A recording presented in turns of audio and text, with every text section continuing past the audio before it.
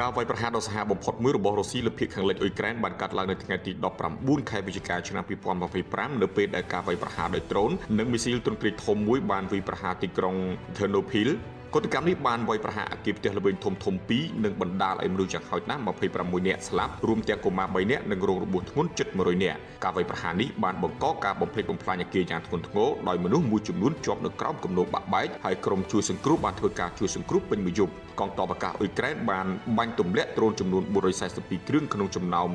476គ្រឿងនិងមីស៊ីលចំនួន41គ្រឿងក្នុងចំណោម48គ្រឿងដែលបាញ់ដោយរុស្ស៊ីហេតុការណ៍នេះបានទាក់ទាញការថ្កោលទោសពីអន្តរជាតិដោយសង្កត់ធ្ងន់លើតម្រូវការបន្ទាន់សម្រាប់បទជប់បាញ់និងកិច្ចខិតខំប្រឹងប្រែងឡើងវិញឆ្ពោះទៅរកសន្តិភាព